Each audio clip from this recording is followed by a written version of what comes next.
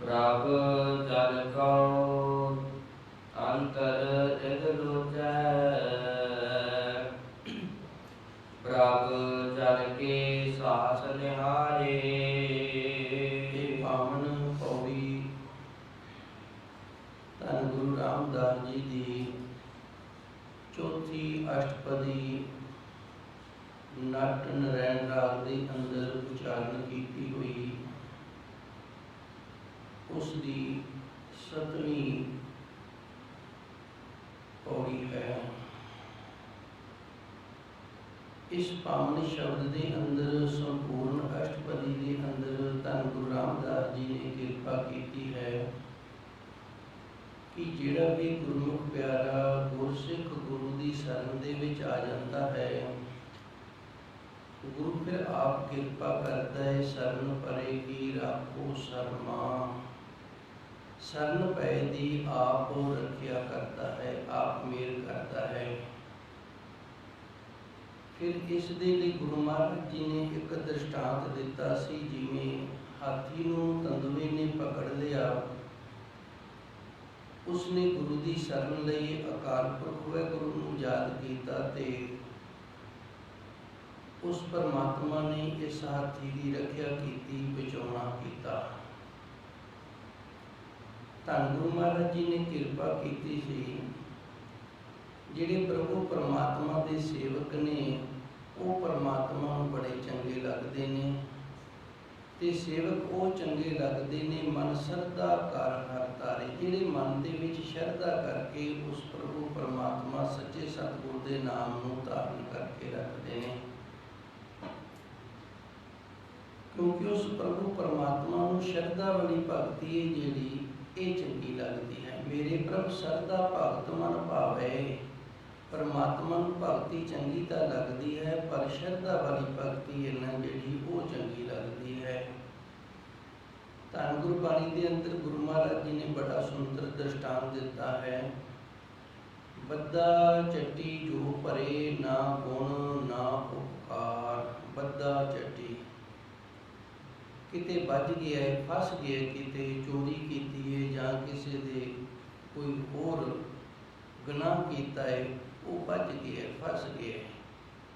ਪੰਚਾਇਤ ਦੇ ਵੱਲੋਂ ਉਸ ਨੂੰ ਜੁਰਮਾਨਾ ਲਾਇਆ ਗਿਆ, ਚੱਟੀ ਆਖਦੇ ਨੇ ਇਸ ਨੂੰ। ਪੰਚਾਇਤ ਨੇ ਜਦੋਂ ਜੁਰਮਾਨਾ ਲਾਇਆ ਹੈ, ਹੁਣ ਇਹ ਜਿਹੜਾ ਜੁਰਮਾਨਾ ਭਰ ਰਹੇ ਨਾ, ਇਹਨੇ ਇਹ ਮਜਬੂਰੀ ਦੇ ਵਿੱਚ ਭਰਿਆ ਹੈ। ਨਾ ਤਾਂ ਇਹ ਜੁਰਮਾਨਾ ਭਰਨ ਦੇ ਵਿੱਚ ਇਸ ਦੀ ਸ਼ਰਧਾ ਹੈ, ਨਾ ਭਾਵਨਾ ਹੈ, ਨਾ ਸਤਿਕਾਰ ਹੈ। ਸਮਾਂ ਅੰਦਰੋਂ ਬੜਾ ਦੁਖੀ ਹੋ ਗਿਆ ਹੈ, ਅੰਦਰੋਂ ਬੜਾ ਦੁਖੀ ਹੈ ਵੀ ਮੈਨੂੰ ਇਹ ਜੁਰਮਾਨਾ ਪੈ ਗਿਆ, ਇਹ ਚੱਟੀ ਪੈ ਗਈ ਹੈ। ਨਾ ਗੁਣ ਨਾ ਉਪਕਾਰ। ਜਦੋਂ ਅਸੀਂ ਕਿਸੇ ਨੂੰ ਕੁਝ ਦਿੰਦੇ ਹਾਂ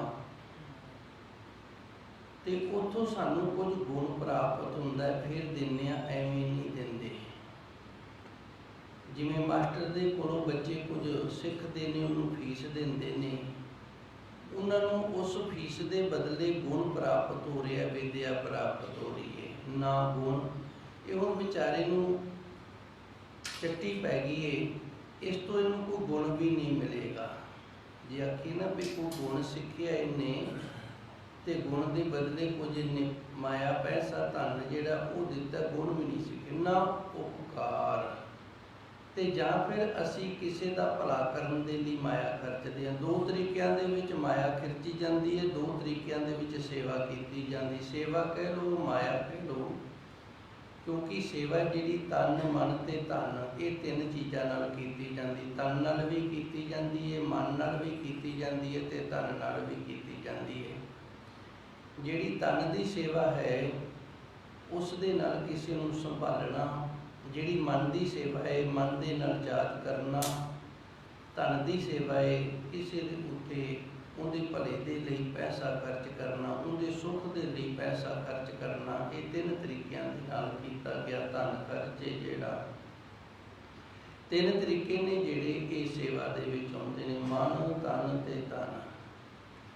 ਹੁਣ ਨਾ ਤਾਂ ਇਹਦਾ ਇੱਥੇ ਮਨ ਹੈ ਵੀ ਮੈਂ ਦੇਵਾਂ, ਤੇ ਨਾ ਹੀ ਇਹ ਧਨ ਦੇ ਨਾਲ ਕੋਈ ਕਿਸੇ ਦਾ ਭਲਾ ਕਰ ਰਹੀ ਹੈ। ਤੇ ਧਨ ਨੇ ਜਿਹੜਾ ਇਹ ਦੇਣਾ ਨਹੀਂ ਚਾਹੁੰਦਾ। ਬੱਦਾ ਚੱਟੀ ਜੋ ਪਰੇ, ਨਾ ਗੁਣ ਨਾ ਉਪਕਾਰ। ਨਾ ਹੁਣ ਇੱਥੇ ਕਿਸੇ ਦਾ ਭਲਾ ਕਰ ਰਹੇ ਹੈ, ਜਿਵੇਂ ਅਸੀਂ ਕਿਸੇ ਦੇ ਭਲੇ ਦੇ ਲਈ ਪੁੰਨ ਧਰਮ ਕਰਦੇ ਹਾਂ, ਉਸ ਤਰ੍ਹਾਂ ਵੀ ਨਹੀਂ ਹੈਗਾ। ਇਹ ਦ੍ਰਿਸ਼ਟਾਂਤ ਗੁਰੂ ਮਹਾਰਾਜ ਜੀ ਨੇ ਇਸ ਕਰਕੇ ਦਿੱਤਾ ਵੀ ਜਿਹੜਾ ਅੰਦਰ ਪ੍ਰੇਮ ਦੇ ਨਾਲ ਨਾਮ ਜਪਣਾ ਹੈ ਨਾ, ਪ੍ਰੇਮ ਦੇ ਨਾਲ ਬਾਣੀ ਪੜ੍ਹਨੀ ਹੈ, ਪ੍ਰੇਮ ਦੇ ਨਾਲ ਗਾਉਣਾ ਹੈ, ਪ੍ਰੇਮ ਦੇ ਨਾਲ ਨਾਮ ਜਪਿਆ ਜਿਹੜਾ, ਇਹ ਪ੍ਰੇਮਾ ਭਗਤੀ ਬਣ ਜਾਂਦੀ ਹੈ ਤੇ ਇਹ ਹੀ ਸਫਲ ਹੁੰਦੀ ਹੈ। ਬੰਨਾ ਬੰਨਾ ਜਿਹੜਾ ਨਾ ਉਹ ਸਫਲ ਨਹੀਂ ਹੁੰਦਾ। ਸੋ ਗੁਰੂ ਮਹਾਰਾਜ ਜੀ ਰਹਿਮਤ ਕਰਦੇ ਨੇ, ਮੇਰੇ ਪ੍ਰਭ ਸਰਦਾ ਭਗਤ ਮਨ ਭਾਵ ਹੈ। ਮੇਰੇ ਪ੍ਰਭੂ ਨੂੰ ਚੰਗੀ ਤਾਂ ਲੱਗਦੀ ਹੈ, ਪਰ ਸ਼ਰਧਾ ਵਾਲੀ ਜਿਹੜੀ ਭਗਤੀ ਹੈ ਨਾ ਮਨ ਦੇ ਵਿੱਚ, ਉਹ ਪਾਉਂਦੀ ਹੈ, ਉਹ ਮੇਰੇ ਪਰਮਾਤਮਾ ਨੂੰ ਚੰਗੀ ਲੱਗਦੀ ਹੈ। ਜਨ ਕੀ ਪੈਜਨ ਸਵਾਰੇ। ਤੇ ਫਿਰ ਜਿਹੜਾ ਸ਼ਰਧਾ ਵਾਲੀ ਭਗਤੀ ਕਰਦਾ, ਗੁਰੂ ਆਪ ਕਿਰਪਾ ਕਰਦਾ, ਉਹਦੀ ਪੈਜ ਵੀ ਸਵਾਰ ਦਿੰਦਾ ਹੈ। ਹਰ ਹਰ ਸੇਵਕ ਸੇਵਾ ਲਾਗੇ। ਜਿਹੜੇ ਪ੍ਰਭੂ ਪਰਮਾਤਮਾ ਦੇ ਸੇਵਕ ਨੇ ਨਾ, ਉਹ ਵਾਹਿਗੁਰੂ ਵਾਹਿਗੁਰੂ ਕਰਕੇ ਹੁਣ ਮਨ ਦੇ ਨਾਲ ਸੇਵਾ ਹੋ ਰਹੀ ਹੈ। ਵਾਹਿਗੁਰੂ ਵਾਹਿਗੁਰੂ ਮਨ ਦੇ ਨਾਲ ਕੀਤਾ ਜਾਂਦਾ ਹੈ। ਤਨ ਦੇ ਨਾਲ ਕਿਸੇ ਦੇ ਸੰਯੋਗ ਦਿੱਤਾ ਜਾਂਦਾ ਹੈ, ਮਨ ਦੇ ਨਾਲ ਕਿਸੇ ਦੀਆਂ ਧਨ ਦੇ ਨਾਲ ਕਿਸੇ ਦੀਆਂ ਲੋੜਾਂ ਪੂਰੀਆਂ ਕੀਤੀਆਂ ਜਾਂਦੀਆਂ ਨੇ। ਹੁਣ ਮਨ ਦੇ ਨਾਲ ਸੇਵਾ ਹੋ ਰਹੀ ਹੈ, ਜੋ ਮਨ ਦੇ ਨਾਲ ਵਾਹਿਗੁਰੂ ਵਾਹਿਗੁਰੂ ਹੋ ਰਿਹਾ ਹੈ। ਸਭ ਦੇਖੇ ਬ੍ਰਹਮ ਪਸਾਰੇ। ਜਦੋਂ ਅਸੀਂ ਮਨ ਦੇ ਨਾਲ ਵਾਹਿਗੁਰੂ ਵਾਹਿਗੁਰੂ ਕਰਦੇ ਹਾਂ ਤੇ ਇਹ ਪਹਿਲੀ ਅਵਸਥਾ ਪ੍ਰਾਪਤ ਹੁੰਦੀ ਹੈ।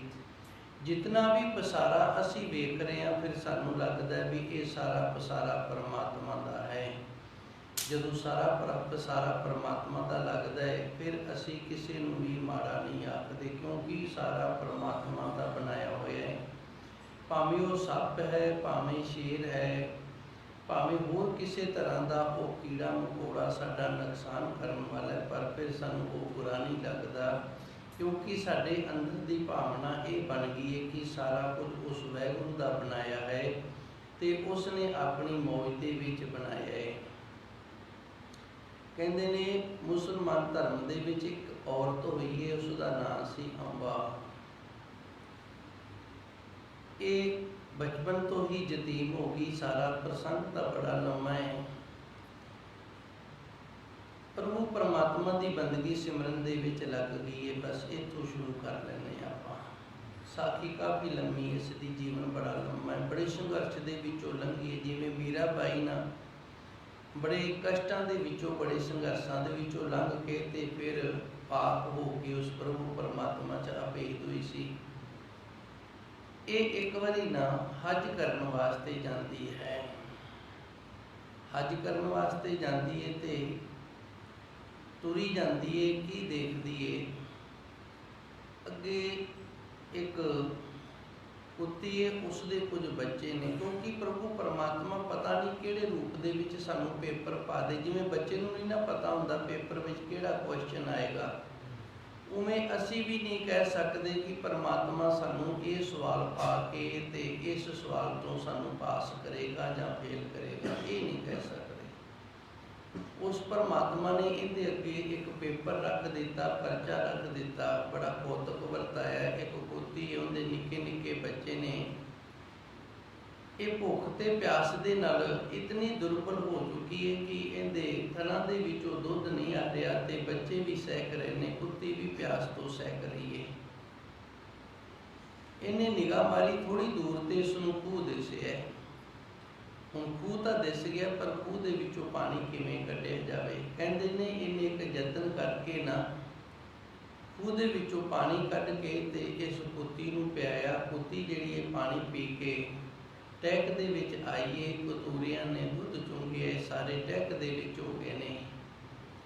ਇਸ ਦਾ ਮਨ ਬੜਾ ਪ੍ਰਸੰਨ ਹੋਇਆ। ਜਦੋਂ ਸਾਡਾ ਮਨ ਖੁਸ਼ ਹੁੰਦਾ ਨਾ ਉਸ ਰੱਬ ਦੇ ਬਣਾਇਆ ਹੋਇਆ ਜੀਵਾਂ ਦੀ ਸੇਵਾ ਕਰਕੇ, ਤੇ ਫਿਰ ਭਗਤੀ 'ਚ ਮਨ ਲੱਗਦਾ। ਚੌਂਕੜਾ ਮਾਰ ਕੇ ਬੈਠ ਗਈ ਹੈ। ਜਦੋਂ ਚੌਂਕੜਾ ਮਾਰ ਕੇ ਬੈਠ ਗਈ ਹੈ, ਕਹਿੰਦੇ ਨੇ ਮੱਕਾ ਇਸ ਪਾਸੇ ਨੂੰ ਝੁਕ ਗਿਆ, ਸਾਰੇ ਦਾ ਸਾਰਾ ਹੀ।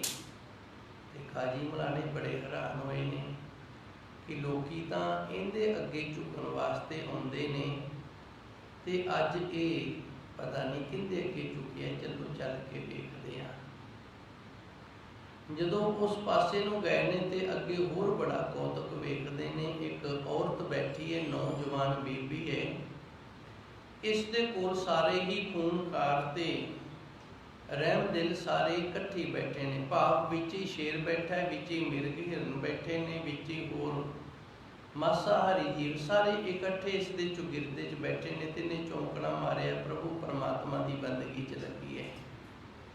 ਜਦੋਂ ਇਹ ਲੋਕ ਆਏ ਨੇ ਨਾ ਕਾਜੀ ਮਲਾਣੇ ਤੇ ਇਹਨਾਂ ਦੇ ਨਾਲ ਹੋਰ ਤਮਾਸ਼ਗੀਰ ਵੀ ਚਲੋ ਵੇਖਦੇ ਆ ਕਾ ਇੱਧਰ ਚੁੱਕੇ ਆ ਕਿਹਨੂੰ ਮੱਕੇ ਨੇ ਨਮਸਕਾਰਾਂ ਕੀਤੀਆਂ ਨੇ, ਸਲਾਮਾਂ ਕੀਤੀਆਂ ਨੇ। ਇਹ ਸਾਰੇ ਜੀਵ ਸਨ ਜਿਹੜੇ ਉੱਠ ਕੇ ਚਲੇ ਗਏ ਨੇ। ਇਹਨਾਂ ਨੇ ਸਭ ਤੋਂ ਪਹਿਲਾ ਸਵਾਲ ਇਹ ਕੀਤਾ ਹੈ ਵੀ ਇਹ ਸਾਰੇ ਤੇਰੇ ਚੁਗਿਰਦੇ ਬੈਠੇ ਸਨ ਤੇ ਜਦੋਂ ਅਸੀਂ ਆਏ ਹਾਂ ਉਦੋਂ ਕਿਉਂ ਚਲੇ ਗਏ ਨੇ।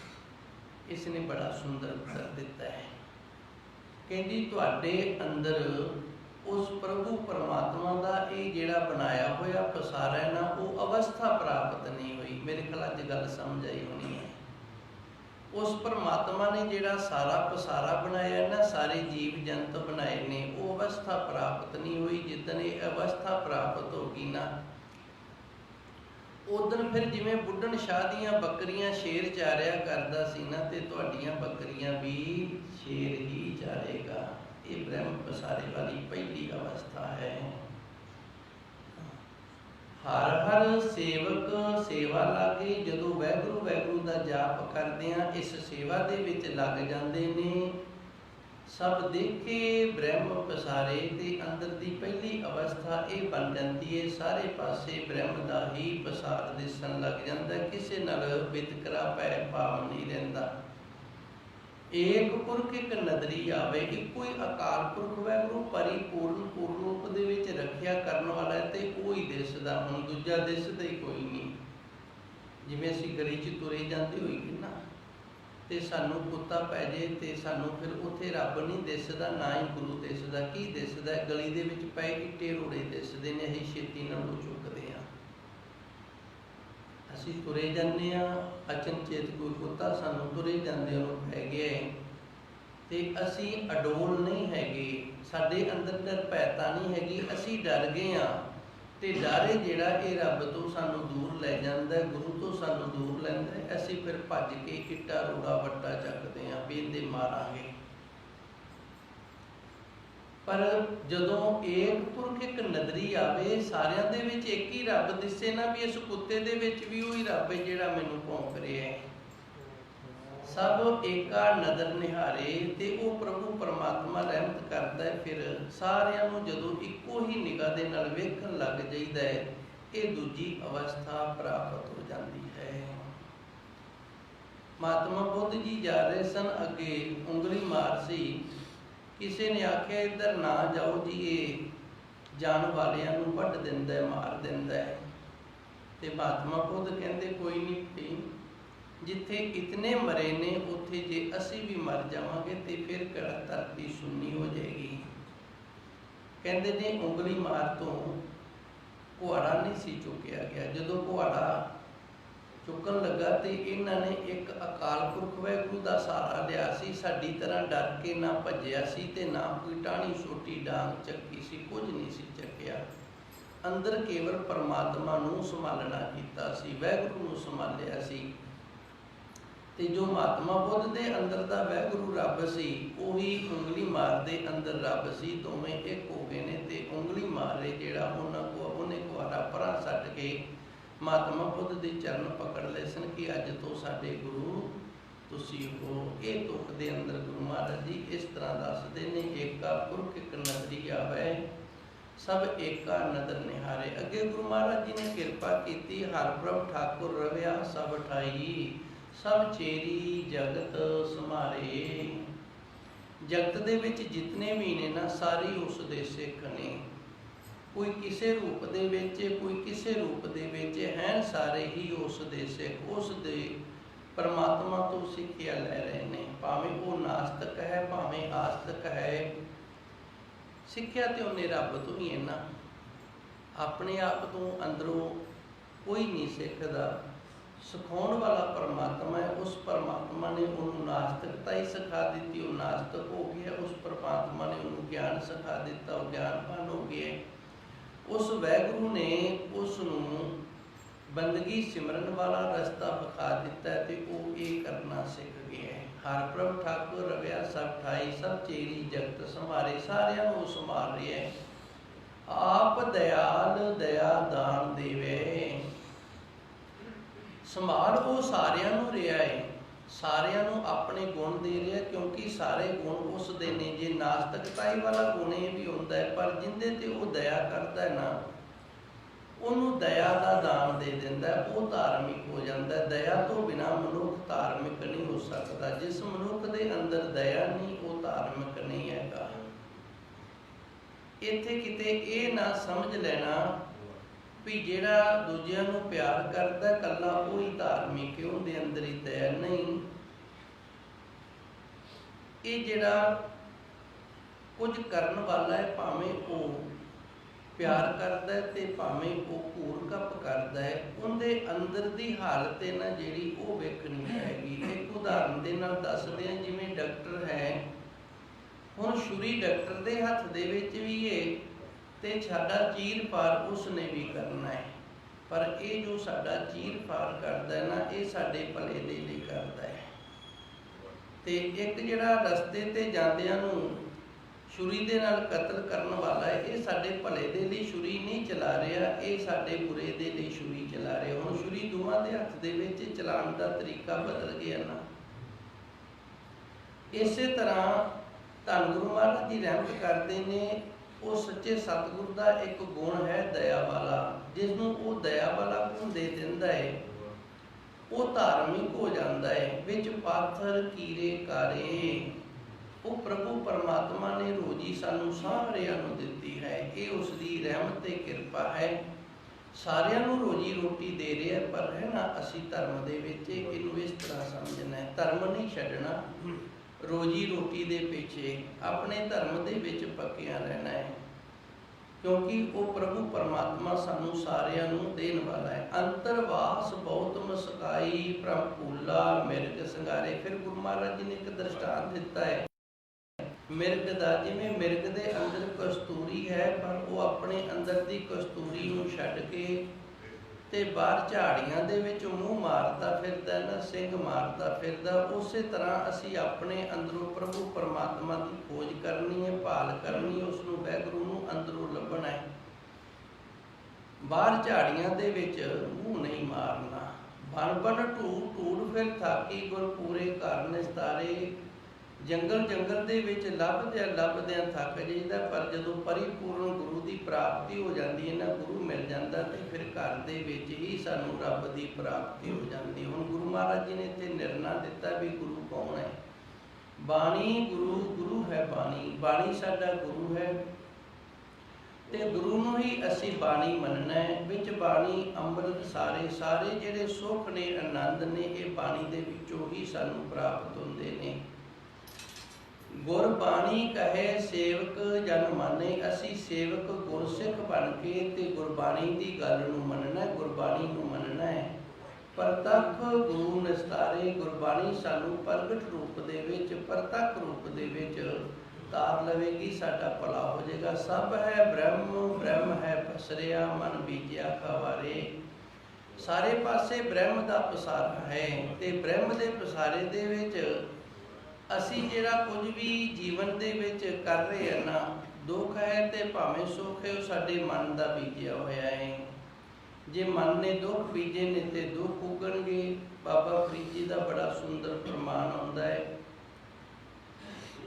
ਲੋੜੇ ਦਾਖ ਬਜੂਰੀਆ, ਕਿੱਕਰ ਬੀਜੇ ਜੱਟ।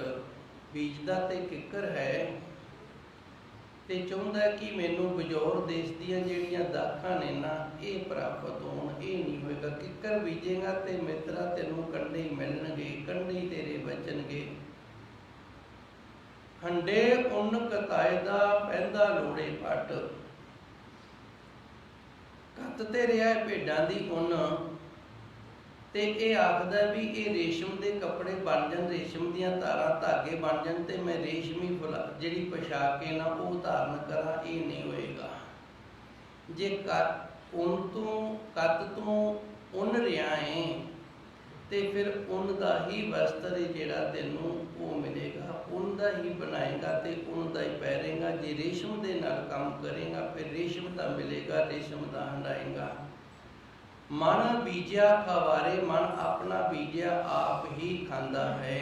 ਜੋ ਜਨ ਚੰਦਰਹਾਸ ਦੁਖਿਆ ਤ੍ਰਿਸ਼ਟ ਬੁੱਧੀ, ਇਹ ਚੰਦਰਹਾਸ ਤੇ ਤ੍ਰਿਸ਼ਟ ਬੁੱਧੀ ਸਹੁਰਾ ਜਵਾਈ ਸਨ। ਇਹਨਾਂ ਦੀ ਸਾਖੀ ਕੱਲ ਮੈਂ ਆਪ ਜੀ ਨੂੰ ਸੁਣਾ ਦਿੱਤੀ ਸੀ। ਤ੍ਰਿਸ਼ਟ ਬੁੱਧੀ ਨੇ ਯਤਨ ਕੀਤਾ ਸੀ ਕਿ ਮੇਰੀ ਬੱਚੀ ਦਾ ਜਿਹੜਾ ਰਿਸ਼ਤਾ ਹੈ ਨਾ ਉਹ ਚੰਦਰਹਾਸ ਦੇ ਨਾਲ ਨਾ ਹੋਵੇ। ਉਹਨੇ ਆਪਣਾ ਘਰ ਹੀ ਅੱਗ ਲਾ ਕੇ ਸਾੜ ਲਿਆ ਸੀ, ਪਰ ਜਿਹੜੀ ਉਸ ਪਰਮਾਤਮਾ ਦੀ ਲਿਖਤ ਸੀ, ਜਿਹੜੇ ਉਸ ਵਾਹਿਗੁਰੂ ਦੇ ਸੰਜੋਗ ਸਨ ਨਾ, ਉਹ ਨਹੀਂ ਟਾਲ ਸਕਿਆ, ਉਹ ਨਹੀਂ ਟਲ ਸਕੇ। ਇੱਥੋਂ ਤੱਕ ਦਾ ਪ੍ਰਸੰਗ, ਇਸ ਪਾਵਨ ਸ਼ਬਦ ਦੀਆਂ ਵਿਚਾਰਾਂ ਆਪ ਸੰਗਤਾਂ ਨੇ ਕੱਲ੍ਹ ਤੱਕ ਸਰਵਣ ਕੀਤੀਆਂ ਸਨ। ਇਸ ਤੋਂ ਅੱਗੇ 7ਵੀਂ ਤੇ 8ਵੀਂ 2 ਪੌੜੀਆਂ ਰਹਿ ਗਈਆਂ ਨੇ। 7ਵੀਂ ਪੌੜੀ ਦੇ ਅੰਦਰ ਗੁਰੂ ਮਹਾਰਾਜ ਜੀ ਰਹਿਮਤ ਕਰਦੇ ਨੇ, ਪ੍ਰਭ ਕੋ ਜਨ ਅੰਤਰ ਰਿਤ ਲੋਚੈ। ਉਹ ਗੁਰਮੁਖ ਗੁਰਸਿੱਖ ਜਿੰਦੇ ਮਨ ਦੇ ਵਿੱਚ ਉਸ ਪ੍ਰਭੂ ਪਰਮਾਤਮਾ ਦੀ ਪ੍ਰਾਪਤੀ ਦੀ ਇੱਛਾ ਹੈ। ਪ੍ਰਭ ਕਉ, ਪ੍ਰਭ ਨੂੰ, ਵਾਹਿਗੁਰੂ ਨੂੰ ਜਨ ਗੁਰਸਿੱਖ ਅੰਤਰ, ਆਪਣੇ ਅੰਦਰ ਰਿੱਧ ਹਿਰਦੇ ਦੇ ਵਿੱਚ ਲੋਚੈ, ਮੰਗ ਹੈ, ਇੱਛਾ ਹੈ। ਪ੍ਰਭ ਜਨ ਕੇ ਸਾਸ ਨਿਹਾਰੇ, ਤੇ ਫਿਰ ਵਾਹਿਗੁਰੂ ਕੀ ਕਰਦਾ ਹੈ, ਉਸ ਦੇ ਸਵਾਸਾਂ ਨੂੰ ਵੇਖਦਾ ਹੈ। ਸਾਸ ਦਾ ਅਰਥ ਜਿਹੜੇ ਅਸੀਂ ਸਵਾਸ ਲੈਂਦੇ ਹਾਂ, ਨਿਹਾਰੇ ਦਾ ਅਰਥ ਹੈ ਸੰਭਾਲਦਾ ਹੈ, ਵੇਖਦਾ ਹੈ। ਇਹਦੇ ਨਾਲ ਦੋਵੇਂ ਅਰਥ ਹੀ ਆਪਾਂ ਨੇ ਸਮਝ ਲੈਣੇ ਨੇ। ਇੱਕ ਅਰਥ ਇਹ ਬਣਦਾ ਕਿ ਵਾਹਿਗੁਰੂ ਉਸ ਦੇ ਸਵਾਸਾਂ ਨੂੰ ਫਿਰ ਸੰਭਾਲਦਾ, ਭਾਵ ਉਹਦੇ ਸਵਾਸਾਂ ਦੇ ਵਿੱਚ ਵਾਸਾ ਕਰ ਲੈਂਦਾ ਤੇ ਸਵਾਸਾਂ ਵਿੱਚ ਵਾਸਾ ਕਰਕੇ ਅੰਦਰ ਪ੍ਰਗਟ ਹੋ ਜਾਂਦਾ ਹੈ। ਉਸ ਪ੍ਰਭੂ ਪਰਮਾਤਮਾ ਦਾ ਨਾਮ ਹੈ, ਨਾਮ ਹਿਰਦੇ ਦੇ ਵਿੱਚ ਵਸਦਾ ਹੈ ਤੇ ਨਾਮ ਦੇ ਵਿੱਚ ਪ੍ਰਭੂ ਪਰਮਾਤਮਾ। ਜਦੋਂ ਨਾਮ ਹਿਰਦੇ ਦੇ ਵਿੱਚ ਵਸਦਾ, ਨਾਮ ਦੇ ਵਿੱਚ ਵਸਣ ਵਾਲਾ ਰੱਬ ਹੈ ਨਾ ਜਿਹੜਾ, ਫਿਰ ਉਹ ਹਿਰਦੇ ਦੇ ਵਿੱਚ ਵਸ ਜਾਂਦਾ ਹੈ। ਸੁਖਮਨੀ ਸਾਹਿਬ ਦੇ ਅੰਦਰ ਧੰਨ ਗੁਰੂ ਮਹਾਰਾਜ ਜੀ ਨੇ ਕਿਰਪਾ ਕੀਤੀ ਹੈ, ਸਾਨੂੰ ਦੱਸਿਆ ਕਾਂਖੀ ਏਕੈ ਦਰਸ ਤਿਹਾਰੋ, ਨਾਨਕ ਉਨ ਸੰਗ ਮੋਹਿ ਉਧਾਰੋ। ਗੁਰੂ ਮਹਾਰਾਜ ਜੀ ਕਿਰਪਾ ਕਰਦੇ ਨੇ, ਕਾਂਖੀ ਏਕੈ ਦਰਸ ਤਿਹਾਰੋ। ਕਾਂਖੀ ਦਾ ਅਰਥ ਵੀ ਇੱਛਾ ਹੁੰਦੀ ਹੈ।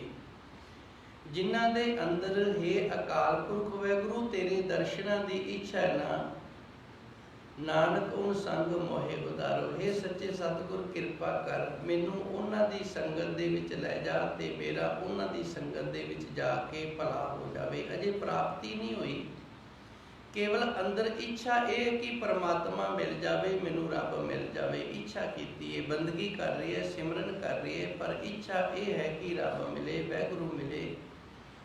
ਉਸੇ ਤਰ੍ਹਾਂ ਧੰਨ ਗੁਰੂ ਮਹਾਰਾਜ ਜੀ ਇੱਥੇ ਕਿਰਪਾ ਕਰਦੇ ਨੇ, ਪ੍ਰਭ ਕੋ ਜਨ ਅੰਤਰ ਰਿੱਧ ਲੋਚੈ। ਜਿਹੜੇ ਰੱਬ ਨੂੰ ਅੰਦਰ ਲੋਚਦੇ ਨੇ, ਜਿਨ੍ਹਾਂ ਦੇ ਅੰਦਰ ਦੀ ਇੱਛਾ ਉਸ ਪਰਮਾਤਮਾ ਵਾਹਿਗੁਰੂ ਨੂੰ ਪ੍ਰਾਪਤ ਕਰਨ ਵਾਲੀ ਏ। ਪ੍ਰਭ ਜਨ ਕੇ ਸਾਸ ਨਿਹਾਰੇ, ਤੇ ਉਹ ਅਕਾਲ ਪੁਰਖ ਵਾਹਿਗੁਰੂ ਉਹਨਾਂ ਦੀ ਹਰ ਇੱਕ ਸਵਾਸ ਦੇ ਨਾਲ ਸੰਭਾਲ ਕਰਦਾ ਹੈ। ਵਾਹਿਗੁਰੂ ਆਪ ਰੱਖਿਆ ਕਰਦਾ ਹੈ ਹਰ ਇੱਕ ਸਵਾਸ ਦੇ ਨਾਲ ਉਹਨਾਂ ਗੁਰਮੁਖ ਪਿਆਰਿਆਂ ਦੀ ਜੀ। ਕਿਰਪਾ ਕਿਰਪਾ ਕਰ ਭਗਤ ਦ੍ਰਿੜਾਏ, ਜਨ ਪੀਛੈ ਜਗ ਨਿਸਤਾਰੇ। ਜਿਹੜੀ ਅੰਦਰ ਦੀ ਇੱਛਾ ਹੈ ਉਸ ਪ੍ਰਭੂ ਪਰਮਾਤਮਾ ਦੀ ਪ੍ਰਾਪਤੀ ਵਾਲੀ, ਇਹ ਐਵੇਂ ਨਹੀਂ ਹੁੰਦੀ, ਉਹਦੀ ਕਿਰਪਾ ਦੇ ਨਾਲ ਹੁੰਦੀ ਹੈ। ਜੇ ਕਿਸੇ ਗੁਰਮੁਖ ਪਿਆਰੇ ਦੇ ਅੰਦਰ ਹਰੀ ਰੱਬ ਨੂੰ ਪ੍ਰਾਪਤ ਕਰਨ ਵਾਲੀ ਇੱਛਾ ਪੈਦਾ ਹੋ ਗਈ ਹੈ ਨਾ, ਇਹ ਉਹਨੇ ਸਾਡੇ ਤੇ ਬੜੀ ਵੱਡੀ ਕਿਰਪਾ ਕੀਤੀ ਹੈ। ਧੰਨ ਗੁਰਬਾਣੀ ਦੇ ਅੰਦਰ ਫਰਮਾਨ ਹੁੰਦੇ ਨੇ, ਪੂਰਬ ਜਨਮ ਪਰਚੂਨ ਕਮਾਏ। ਪੂਰਬ ਜਨਮ ਕਹਿੰਦੇ ਨੇ ਪਿਛਲੇ ਜਨਮਾਂ ਨੂੰ, ਜਿਹੜੇ ਸਾਡੇ ਪਿੱਛੇ ਜਨਮ ਗੁਜ਼ਰ ਗਏ ਨੇ। ਪਰਚੂਨ ਕਹਿੰਦੇ ਨੇ ਥੋੜੇ ਥੋੜੇ ਕਮਾਏ। ਹਰ ਹਰ ਹਰ ਨਾਮ ਪਿਆਰੇ, ਜਿਨ੍ਹਾਂ ਨੇ ਪਿਛਲੇ ਜਨਮਾਂ ਦੇ ਵਿੱਚ ਥੋੜਾ ਥੋੜਾ ਰੱਬ ਦਾ ਨਾਮ ਲਿਆ ਹੈ ਨਾ, ਕਦੇ ਲੈ ਲਿਆ ਕਦੇ ਨਹੀਂ ਲਿਆ, ਤੇ ਥੋੜਾ ਥੋੜਾ ਲਿਆ ਗਿਆ ਹੈ। ਹਰੀ ਅਕਾਲ ਪੁਰਖ ਵਾਹਿਗੁਰੂ ਨੂੰ ਇਸ ਜਨਮ ਦੇ ਵਿੱਚ ਉਹ ਹੀ ਪਿਆਰ ਕਰਦੇ ਨੇ, ਦੂਜਿਆਂ ਨੂੰ ਪਿਆਰ ਨਹੀਂ ਹੁੰਦਾ। ਇਹ ਬੜੇ ਵੱਡੇ ਕਰਮਾਂ ਦੇ ਨਾਲ ਪਿਛਲੇ ਜਨਮਾਂ ਦੇ ਵਿੱਚ ਥੋੜਾ ਬਹੁਤ ਜਪਿਆ ਹੋਇਆ ਨਾਮ ਹੈ ਜਿਹੜਾ, ਉਹਦੀ ਰਹਿਮਤ ਕਿਰਪਾ ਦੇ ਨਾਲ ਇਸ ਜਨਮ ਦੇ ਵਿੱਚ ਵੀ ਰੱਬ ਦੇ ਪਰਮਾਤਮਾ ਦੇ ਨਾਮ ਦੇ ਨਾਲ ਪ੍ਰੇਮ ਹੋ ਗਿਆ ਹੈ। ਗੁਰ ਕਿਰਪਾ ਤੇ ਭਗਤ ਕਮਾਈ, गुर कृपा ते भगत कमाई तब एह देही पाई।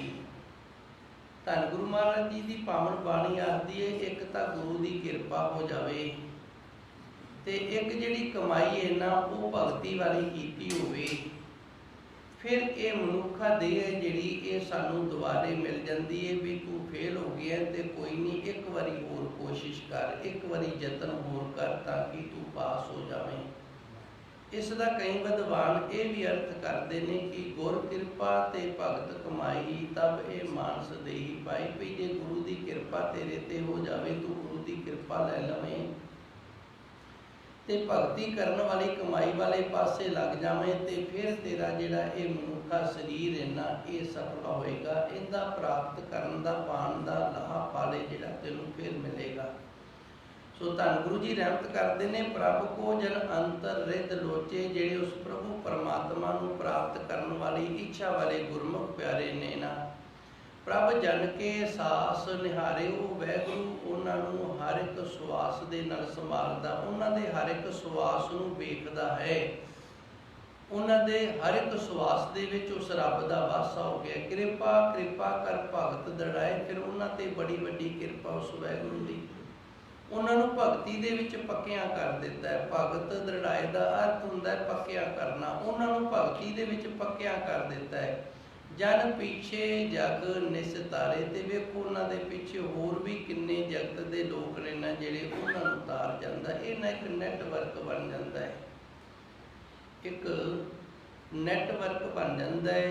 जिमें एक मनुख गलत होवे ना ते वो अपने चुगिरदे दे दो चार बंदियां नूं गलत जरूर ही कर लैंदा है। एक मनुख चंगा होवे ते वो अपने चगिरदे दे दो चार जिहड़े ने ना उन्हां नूं चंगियां जरूर कर लैंदा है, अपने वर्गे जरूर बना लैंदा है। जिवें चंदन दा रुख जंगल दे विच ये झाड़ियां दे विच उगदा है, शरेआम नहीं उगदा, ये लुक के उगदा है। जिवें आप जी ने मले वेखे होणगे, इस तरह जिहड़ियां झाड़ियां हुंदियां ने ना उन्हां दे अंदर ये लुक के उगदा है। जदों लुक के उगदा है तो किसी को पता नहीं भी इत्थे चंदन ने झाड़ी दे विच लुकिया होया, फिर इहदी खुशबू है ना जिहड़ी वो इहनूं प्रगट करदी है भी इत्थे चंदन है। तो फिर चंदन के जिहड़े व्यापारी हुंदे ने ना वो हौली हौली वो झाड़ी नूं खोजदे ने पहलों, फिर उस झाड़ी नूं पासे करके ते उहदे विचों चंदन है जिहड़ा उहनूं प्राप्त करदे ने। इस तरह जिहड़े उस प्रभु परमात्मा के भगत ने ना वो उगदे तां झाड़ियां च ही ने, पैदा तो झाड़ियां च ही हुंदे ने, पर उन्हां दे अंदर परमात्मा दे नाम की सुगंधी हुंदी है। जिवें जिवें नाम की सुगंधी चुगिरदे दे विच फिरदी है उवें उवें वो प्रगट हुंदे जांदे ने चंदन की तरह। फिर जिवें चंदन के व्यापारी चंदन नूं प्राप्त कर लैंदे ने, उवें नाम के व्यापारी जिहड़े हुंदे ने ना उस गुरमुख प्यारे दे संग जुड़ के ते नाम की प्राप्ति कर लेंदे ने। धन गुरु जी रहमत करते ने, कृपा कृपा कर भगत दड़ाए, जन पीछे जग निस्तारे, जिन्हां दे उत्ते कृपा उस अकाल पुरख वाहिगुरू ने कीती है, कृपा करके उन्होंने भगती दे विच पक्किया कीता है, वो अपने पीछे जगत के कितने ही जीवां दा भला कर जाते हैं जी। आप प्रभ आपन आप आप प्रभ ठाकुर, प्रभ आपे श्रेष्ठ सवारे। ये आखिरी पौड़ी है, आपन आप आप प्रभ ठाकुर। आपन आप का अर्थ हुंदा है अपने आप तो आप। आपां मूल मंत्र के पाठ के अंदर पढ़ते हैं साहब हम सुते प्रकाश, अपने आप तो आप पैदा होने वाला, जिंदा आप दा प्रकाश आप तो आप ही होवे। जिवें दीवा है, दीवे का अपना प्रकाश अपने आप तो नहीं। दीवा एक चुंगड़ा है, मिट्टी का बनया होया है, इनू तेल की लोड़ है, इनू बत्ती की लोड़ है, तो फिर जगाना पैंदा है।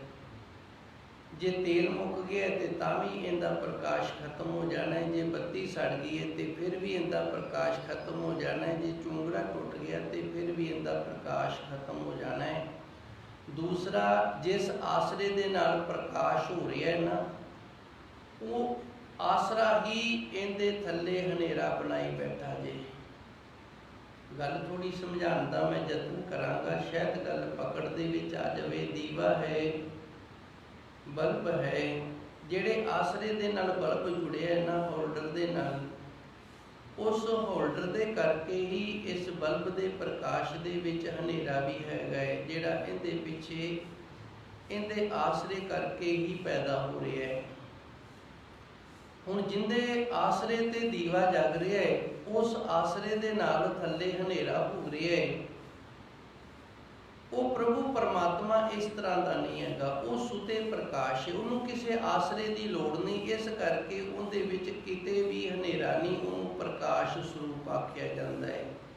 ਇਹ ਦੀਵੇ ਪ੍ਰਕਾਸ਼ ਸਰੂਪ ਨਹੀਂ ਹੈਗੇ। ਇੱਕ ਤਾਂ ਇਹਨਾਂ ਨੂੰ ਇੱਕ ਦੂਜੇ ਦਾ ਆਸਰਾ ਹੈ, ਆਸਰੇ ਦੇ ਨਾਲ ਜਗਦੇ ਨੇ, ਤੇ ਦੂਸਰਾ ਜਿਹੜੇ ਆਸਰੇ ਦੇ ਨਾਲ ਜਗਦੇ ਨੇ ਉਸੇ ਆਸਰੇ ਦਾ ਇਹਨਾਂ ਦੇ ਅੱਗੇ ਹਨੇਰਾ ਹੋ ਜਾਂਦਾ ਹੈ। ਸਾਰੇ ਪਾਸੇ ਪ੍ਰਕਾਸ਼ ਨਹੀਂ ਕਰਦੇ, ਪ੍ਰਕਾਸ਼ ਸਰੂਪ ਨਹੀਂ ਅਖਵਾ ਸਕਦੇ।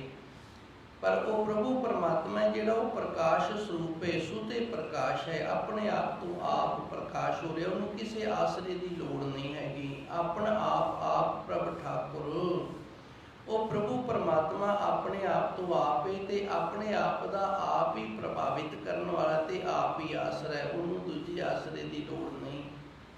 ਪ੍ਰਭ ਆਪੇ ਸ੍ਰਿਸ਼ਟ ਸਵਾਰੇ ਤੇ ਆਪ ਹੀ ਸਾਰੀ ਦੁਨੀਆ ਨੂੰ ਸਵਾਰ ਰਿਹਾ। ਉਹ ਪ੍ਰਭੂ ਪਰਮਾਤਮਾ ਆਪ ਹੀ ਸਾਰੀ ਦੁਨੀਆ ਨੂੰ ਉਹ ਸਵਾਰ ਰਿਹਾ ਹੈ। ਕਈ ਵਾਰੀ ਨਾ ਕਿਤੇ ਮਹਾਂਮਾਰੀ ਪੈ ਜਾਂਦੀ, ਜਿਵੇਂ ਆ ਪਿੱਛੇ ਸਾਡੇ ਵੀ ਕਰੋਨਾ ਆਇਆ ਸੀ, ਤੇ ਹੁਣ ਵੀ ਨਾ ਆਪ ਖਬਰਾਂ ਵੇਖਦੇ ਹੋਵੋਗੇ, ਬੜੇ ਪਾਣੀ ਆ ਰਹੇ ਨੇ, ਫਲੱਡ ਆ ਰਹੇ ਨੇ, ਤੇ ਬੜੇ ਲੋਕ ਮਰ ਰਹੇ ਨੇ। ਤੇ ਅਸੀਂ ਕਹਿ ਰਹੇ ਹੋਵਾਂਗੇ ਇਹ ਪਰਮਾਤਮਾ ਦੀ ਵੇਖੋ ਕਿਤਨੀ ਕਰੋਪੀ। ਨਹੀਂ, ਇਹ ਸਵਾਰ ਰਿਹਾ ਹੈ। ਇਹ ਪ੍ਰਭੂ ਪਰਮਾਤਮਾ ਕੀ ਕਰ ਰਿਹਾ ਹੈ? ਇਹ ਸਵਾਰ ਰਿਹਾ। ਜਿਵੇਂ ਇੱਕ ਬੱਚਾ ਹੁੰਦਾ ਹੈ, ਉਹਨੇ ਖੇਡਦੇ ਖੇਡਦੇ ਨੇ ਇੱਕ ਘਰ ਵੀ ਬਣਾ ਲਿਆ ਹੈ, ਇੱਕ ਡੱਕਾ ਜਾਂ ਵਿੰਗਾ ਟੇਢਾ ਕਰਕੇ ਮੋਟਰ ਵੀ ਬਣਾ ਲਈ ਹੈ, ਇੱਕ ਟਰੈਕਟਰ ਵੀ ਜਿਹੜਾ ਕੋਈ ਖਿਡੌਣਾ ਜਾਂ ਕਿਸੇ ਹੋਰ ਤਰੀਕੇ ਨਾਲ ਬਣਾ ਲਿਆ, ਕਿਆਰੀਆਂ ਵੀ ਬਣਾ ਲਈਆਂ ਨੇ, ਖੇਤ ਵੀ ਬਣਾ ਲਿਆ ਹੈ। ਖੇਡਦੇ ਖੇਡਦੇ ਨੂੰ ਲੱਗਿਆ ਹੈ ਵੀ ਆਹ ਚੀਜ਼ ਇਹਨੇ ਜਿਹੜੀ ਇੱਥੇ ਠੀਕ ਨਹੀਂ ਹੈਗੀ, ਫਿਰ ਉਹਨੂੰ ਢਾ ਦਿੰਦਾ ਹੈ। ਤੇ ਅਸੀਂ ਵੀ ਐਵੇਂ ਕਰਦੇ ਹਾਂ। ਉਹ ਬੱਚਾ, ਉਹਦੀ ਖੇਡ ਨਿੱਕੀ ਹੈ, ਅਸੀਂ ਵੱਡੇ ਹਾਂ, ਸਾਡੀ ਖੇਡ ਵੱਡੀ ਹੈ। ਅਸੀਂ ਖੇਤਾਂ ਦੇ ਵਿੱਚ ਬੜੀ ਵਿਉਂਤਬੰਦੀ ਕਰਕੇ ਕੋਈ ਆਪਣੀ ਖੇਤਾਂ ਨੂੰ ਸੰਵਾਰਦੇ ਹਾਂ, ਤੇ ਫਿਰ ਆਪਣੇ ਆਪ ਨੂੰ ਲੱਗਦਾ ਵੀ ਇਹ ਜਿਹੜਾ ਨਾ ਇਹ ਇਸ ਤਰ੍ਹਾਂ ਨਹੀਂ ਹੋਣਾ ਚਾਹੀਦਾ, ਇਹ ਖਾਲਾ ਇੱਥੇ ਨਹੀਂ ਹੋਣਾ ਚਾਹੀਦਾ, ਉੱਧਰ ਹੋਣਾ ਚਾਹੀਦਾ ਹੈ, ਇਸ ਦੇ ਕਿਆਰੇ ਇਸ ਤਰ੍ਹਾਂ ਨਹੀਂ ਹੋਣੇ ਚਾਹੀਦੇ, ਇਸ ਤਰ੍ਹਾਂ ਹੋਣੇ ਚਾਹੀਦੇ ਨੇ। ਤੇ ਅਸੀਂ ਫਿਰ ਢਾਹ ਕਿਵੇਂ ਪਾ ਲੈਂਦੇ? ਹੁਣ ਦੱਸੋ, ਬੱਚੇ ਦੇ ਵਿੱਚ ਤੇ ਸਾਡੇ ਵਿੱਚ ਕੀ ਫਰਕ ਹੈ? ਉਹ ਖੇਡਦਾ ਹੈ ਆਪਣੇ ਮਨ ਨੂੰ ਖੁਸ਼ ਕਰਨ ਦੇ ਲਈ, ਮਨੋਰੰਜਨ ਦੇ ਵਾਸਤੇ, ਤੇ ਅਸੀਂ ਖੇਡਦੇ ਹਾਂ ਰੋਜੀ ਰੋਟੀ ਵਾਸਤੇ ਹੈਗੇ, ਸਾਰੇ ਖੇਡਦੇ ਹਾਂ। ਤੇ ਖਿਡਾਉਣ ਵਾਲਾ ਕੌਣ ਹੈ? ਦਿਵਸ ਰਾਤ ਦੋਏ ਦਾਈ ਦਾਇਆ। ਦਿਨ ਤੇ ਰਾਤ ਨੇ ਨਾ ਜਿਹੜੇ, ਇਹ ਦੋਵੇਂ ਸਾਨੂੰ ਖਿਡਾਉਣ ਵਾਲੇ ਬਣੇ ਹੋਏ ਨੇ। ਕੋਈ ਦਿਨੇ ਖਿਡਾ ਰਿਹਾ ਹੈ ਤੇ ਕੋਈ ਰਾਤ ਨੂੰ ਖਿਡਾ ਰਿਹਾ ਹੈ, ਅਸੀਂ ਸਾਰੇ ਖੇਡ ਰਹੇ। ਆਪਣ ਆਪ ਪ੍ਰਭ ਠਾਕੁਰ, ਉਹ ਪ੍ਰਭੂ ਪਰਮਾਤਮਾ ਸੁਤੇ ਪ੍ਰਕਾਸ਼ ਹੈ ਤੇ ਆਪਣੇ ਆਪ ਤੋਂ ਆਪ ਪ੍ਰਕਾਸ਼ਮਾਨ ਹੈ। ਆਪ ਹੀ ਉਹ ਪ੍ਰਭੁਤਾ ਦਾ ਮਾਲਕ ਹੈ, ਕੋਈ ਉਹਨੂੰ ਪ੍ਰਭਾਵਿਤ ਨਹੀਂ ਕਰ ਸਕਦਾ, ਉਹ ਸਾਨੂੰ ਸਾਰਿਆਂ ਨੂੰ ਪ੍ਰਭਾਵਿਤ ਕਰਦਾ ਹੈ। ਤੇ ਪ੍ਰਭਾਵਿਤ ਕਰਕੇ ਆਪ ਹੀ ਫਿਰ ਆਸਰਾ ਦਿੰਦਾ ਹੈ। ਪ੍ਰਭ ਆਪੇ ਸ੍ਰਿਸ਼ਟ ਸਵਾਰੇ ਤੇ ਆਪ ਹੀ ਆਪਣੀ ਬਣਾਈ ਹੋਈ ਸ੍ਰਿਸ਼ਟੀ ਨੂੰ ਸਵਾਰ ਰਿਹਾ ਹੈ ਜੀ। ਜਨ ਨਾਨਕ ਆਪੇ ਆਪ ਸਭ ਵਰਤੈ, ਕਰ ਕਿਰਪਾ ਆਪ ਨਿਸਤਾਰੀ। ਜਨ ਨਾਨਕ, ਧੰਨ ਗੁਰੂ ਨਾਨਕ ਦੇਵ ਜੀ ਰਹਿਮਤ ਕਰਦੇ ਨੇ ਦਾਸਾ ਭਾਵ ਦੇ ਅੰਦਰ। ਜਨ ਦਾ ਅਰਥ ਵੀ ਦਾਸ ਹੁੰਦਾ ਹੈ। ਗੁਰੂ ਨਾਨਕ ਦੇਵ ਜੀ ਨੇ ਗੁਰਬਾਣੀ ਦੇ ਅੰਦਰ ਆਪਣੇ ਆਪ ਨੂੰ ਜਨ ਵੀ ਆਖਿਆ ਹੈ, ਦਾਸ ਵੀ ਆਖਿਆ ਹੈ। ਇੱਕ ਥਾਂ ਤੇ ਧੰਨ ਗੁਰੂ ਮਹਾਰਾਜ ਜੀ ਸੱਚੇ ਸਤਿਗੁਰੂ ਗੁਰੂ ਨਾਨਕ ਦੇਵ ਜੀ ਨੇ ਆਪਣੇ ਆਪ ਨੂੰ ਪੋਤਾ ਵੀ ਆਖਿਆ। ਅੱਗੇ ਸ਼ਬਦ ਆਏਗਾ, ਉਸ ਪ੍ਰਭੂ ਪਰਮਾਤਮਾ ਸੱਚੇ ਸਤਿਗੁਰ ਦੇ ਨਾਂ ਗੁਰੂ ਮਹਾਰਾਜ ਜੀ ਸੱਚੇ ਸਤਿਗੁਰੂ ਨੇ ਬੜੇ ਹਲੀਮੀ ਵਾਲੇ, ਬੜੇ ਨਿਮਰਤਾ ਵਾਲੇ ਸ਼ਬਦ ਵਰਤ ਕੇ ਤੇ ਸਤਿਕਾਰ ਕੀਤਾ ਹੈ, ਵਡਿਆਇਆ ਹੈ। ਜਨ ਨਾਨਕ ਆਪੇ ਆਪ ਵਰਤੈ। ਧੰਨ ਗੁਰੂ ਨਾਨਕ ਦੇਵ ਜੀ ਦਾਸਾ ਭਾਵ ਦੇ ਵਿੱਚ ਰਹਿਮਤ ਕਰਦੇ ਨੇ, ਆਪੇ ਆਪ ਸਭ ਵਰਤੇ। ਇਹ ਸਾਰਾ ਕੁਝ ਆਪ ਹੀ ਉਹ ਵਰਤ ਰਿਹਾ ਹੈ, ਕੋਈ ਦੂਜਾ ਨਹੀਂ ਵਰਤ ਰਿਹਾ, ਆਪ ਹੀ ਵਰਤ ਰਿਹਾ ਹੈ। ਭਾਵ ਜੋ ਵੀ ਸਾਡੇ ਤੋਂ ਕਰਵਾ ਰਹੇ ਹੈ ਨਾ, ਸਾਡੇ ਅੰਦਰ ਉਹ ਆਪ ਵਰਤ ਰਿਹਾ ਹੈ। ਇਹ ਵਰਤਿਆ ਕਿਵੇਂ ਜਾਂਦਾ ਹੈ? ਸਾਡੇ ਘਰਾਂ ਦੇ ਵਿੱਚ ਸੰਦ ਨੇ, ਕੋਈ ਟਰੈਕਟਰ ਦਾ ਸੰਦੜਾ ਹੈ, ਕੋਈ ਹੋਰ ਹੈ, ਉਹਨਾਂ ਦੀ ਵਰਤੋਂ ਅਸੀਂ ਕਰਦੇ ਹਾਂ। ਜਿਵੇਂ ਕਲਟੀਵੇਟਰ ਨੇ, ਟਰੈਕਟਰ ਦੇ ਮਗਰ ਪਾ ਲਈਦੇ ਨੇ, ਪੈਲੀ ਵਾਹੀ ਦੀ। ਹੁਣ ਕਲਟੀਵੇਟਰਾਂ ਨੂੰ ਕੌਣ ਵਰਤ ਰਿਹਾ? ਟਰੈਕਟਰ ਥੋੜ੍ਹੀ ਵਰਤ ਰਿਹਾ, ਅਸੀਂ ਵਰਤ ਰਹੇ ਹਾਂ। ਅਸੀਂ ਟਰੈਕਟਰ ਨੂੰ ਵੀ ਵਰਤੋਂ ਦੇ ਵਿੱਚ ਲਿਆਂਦਾ ਹੋਇਆ ਹੈ, ਅਤੇ ਉਹਦੇ ਸੰਦੜੇ ਜਿਹੜੇ ਨਾਲ ਜੁੜੇ ਹੋਏ ਨੇ ਉਹਨਾਂ ਨੂੰ ਵੀ ਵਰਤੋਂ ਦੇ ਵਿੱਚ ਲਿਆਂਦਾ ਹੋਇਆ। ਉਸੇ ਤਰ੍ਹਾਂ ਜਿਵੇਂ ਅਸੀਂ ਟਰੈਕਟਰ ਦੇ ਉੱਤੇ ਬੈਠੇ ਹਾਂ ਅਤੇ ਆਪਣੀ ਮਰਜ਼ੀ ਦੇ ਨਾਲ ਉਹਨੂੰ ਮੋੜਦੇ ਅਤੇ ਚਲਾਉਂਦੇ ਹਾਂ, ਵਰਤਦੇ ਹਾਂ, ਉਸੇ ਤਰ੍ਹਾਂ ਪ੍ਰਭੂ ਪਰਮਾਤਮਾ ਸਾਡੇ ਅੰਦਰ ਵਸਿਆ ਹੋਇਆ ਹੈ, ਸਾਡੇ ਅੰਦਰ ਬੈਠਾ ਹੈ, ਸਾਨੂੰ ਮੋੜ ਰਿਹਾ ਅਤੇ ਸਾਨੂੰ ਵਰਤ ਰਿਹਾ। ਸਾਡੇ ਅੰਦਰ ਵਰਤਾਰਾ ਸਾਰਾ ਉਸ ਦਾ ਹੀ ਹੋ ਰਿਹਾ ਹੈ। ਆਪੇ ਜਨ ਨਾਨਕ ਆਪੇ ਆਪ ਸਭ ਵਰਤੇ। ਇਸ ਤਰ੍ਹਾਂ ਸਾਰਾ ਵਰਤਾਰਾ ਨਾ ਜਿਹੜਾ ਉਸ ਪ੍ਰਭੂ ਪਰਮਾਤਮਾ ਦਾ ਆਪਣੇ ਆਪ ਤੋਂ ਆਪ ਹੋ ਰਿਹਾ ਹੈ। ਕਰ ਕਿਰਪਾ ਆਪ ਨਿਸਤਾਰੇ, ਤੇ ਉਹ ਆਪ ਹੀ ਕਿਰਪਾ ਕਰਦਾ ਹੈ, ਸਾਡਾ ਭਲਾ ਕਰ ਦਿੰਦਾ ਹੈ। ਨਿਸਤਾਰੇ ਦਾ ਅਰਥ ਹੁੰਦਾ ਭਲਾ ਕਰਨਾ, ਮੁਕਤੀ ਕਰ ਦੇਣੀ, ਰਹਿਮਤ ਕਰ ਦੇਣੀ। ਉਹ ਵਾਹਿਗੁਰੂ ਆਪ ਹੀ ਕਿਰਪਾ ਕਰਦਾ, ਫਿਰ ਸਾਡਾ ਭਲਾ ਕਰ ਦਿੰਦਾ, ਸਾਨੂੰ ਮੁਕਤੀ ਦੀ ਦਾਤ ਦੇ ਦਿੰਦਾ ਹੈ। ਅੱਜ ਇਹ ਅਸ਼ਟਪਦੀ ਸੰਪੂਰਨ ਹੋਈ। ਇਸ ਅਸ਼ਟਪਦੀ 'ਤੇ 3 ਦਿਨ ਲੱਗ ਗਏ ਨੇ, ਕਿਉਂਕਿ ਇਸ ਅਸ਼ਟਪਦੀ ਦੇ ਅੰਦਰ ਧੰਨ ਗੁਰੂ ਰਾਮਦਾਸ ਸੱਚੇ ਸਤਿਗੁਰੂ ਨੇ ਰਹਿਮਤ ਕਿਰਪਾ ਕੀਤੀ ਹੈ। ਇਤਨਾ ਜ਼ਿਆਦਾ ਗਿਆਨ ਬਖਸ਼ਿਸ਼ ਕੀਤਾ ਹੈ ਕਿ ਦਾਸ ਦੀ ਉਤਨੀ ਅਪਰੋਚ ਨਹੀਂ, ਉੱਥੋਂ ਤੱਕ ਪਹੁੰਚ ਨਹੀਂ ਕਿ ਪੂਰਨ ਰੂਪ ਦੇ ਵਿੱਚ ਆਪ ਸੰਗਤਾਂ ਦੀ ਮੈਂ ਸੇਵਾ ਕਰ ਸਕਾਂ। ਪਰ ਫਿਰ ਵੀ ਸੱਚੇ ਸਤਿਗੁਰੂ ਨੇ ਆਪਣਾ ਮਿਹਰ ਭਰਿਆ ਹੱਥ ਰੱਖ ਕੇ ਕੁਝ ਦਿਨਾਂ ਦੇ ਵਿੱਚ ਇਸ ਪਾਵਨ ਅਸ਼ਟਪਦੀ ਦੀਆਂ ਸੇਵਾਵਾਂ ਦਾਸ ਤੋਂ ਲਈਆਂ ਨੇ। ਧੰਨ ਗੁਰੂ ਮਹਾਰਾਜ ਜੀ ਦਾ ਕੋਟਿ-ਕੋਟਿ ਧੰਨਵਾਦ, ਸ਼ੁਕਰਾਨਾ, ਜਿਨ੍ਹਾਂ ਨੇ ਰਹਿਮਤ ਕਿਰਪਾ ਕਰਕੇ ਸਾਨੂੰ ਇਸ ਸੇਵਾ ਦੇ ਲਈ ਚੁਣਿਆ ਹੈ। ਸੱਚੇ ਸਤਿਗੁਰ ਕਿਰਪਾ ਕਰ, ਰਹਿਮਤ ਕਰਨ, ਇਸੇ ਤਰ੍ਹਾਂ ਸਾਡੇ ਤੋਂ ਸੇਵਾ ਲੈਂਦੇ ਰਹਿਣ। ਦੇਹੋ ਸੱਜਣ ਆਸੀਸ ਰੀਆ, ਜੋ ਹੋਵੇ ਸਹਿਬ